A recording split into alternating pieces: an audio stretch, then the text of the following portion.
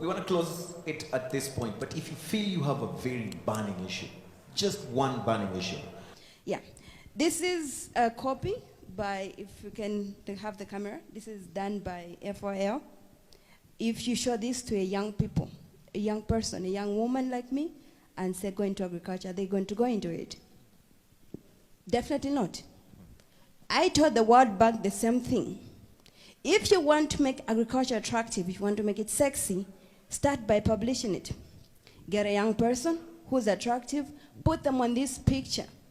I said this in Harare last year to say, can we try to make agriculture sexy? This organization, the UN, the FOA, whoever is involved in the agriculture sector, the advertising, whoever you are, make agriculture sexy. This is the beginning point of making it attractive to the young people. Right. If you, the organizers, the frontiers, the people who are supposed to lead us are putting such pictures, what are you sending to a person, a young person from the village? You pick this picture and like, oh, this is what we're living. But if they see a young person here, very attractive like me, and you put me here, even the young men in the village, they'll be like, wow, I want to be like her. I mean, where am I going to find this woman?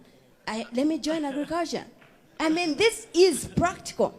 That's what we need to be talking about. So please, my request is that next time we're going to have such a conference, whatever is coming up, you can look for me on Facebook, Tamara Happy Face Kaunda. Put my picture there and say she's a farmer. And a medical doctor, yeah? Well, most people, they like to see me, oh, don't look at like she's farming, she's a doctor. No, I want to be called a farmer. Right. Because the problem we have in Africa is hunger. We don't need drugs. I work in a hospital, and I can guarantee you 80% of the diseases, why we're losing young people is because of poverty. So why then can't we give them the nutrition they need instead of the drugs? That's my switching from medicine to agriculture. So that's what we should be looking at. Another thing, she's from Singapore, I'm from Zambia. The borrowing rate in Zambia is about 35% to 40%.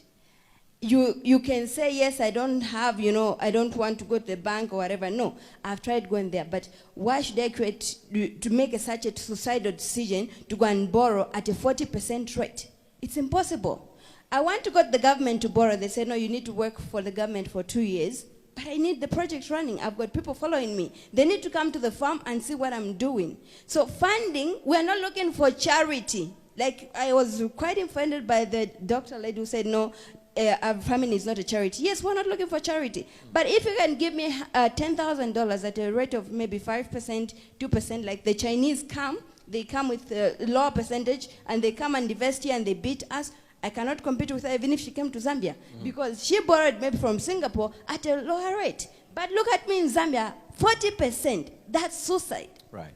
So we can talk and talk and talk, but let's create an enabling environment for the African youth.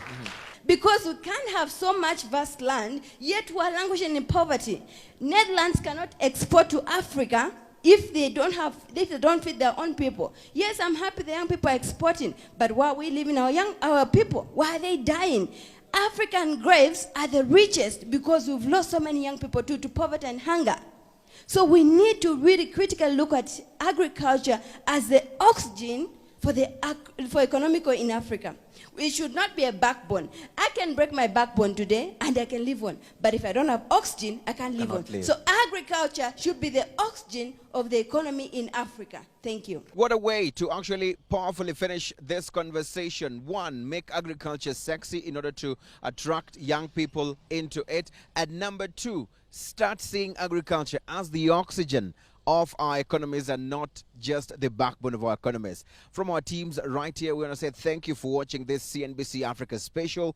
I'm Eugene Anangwe.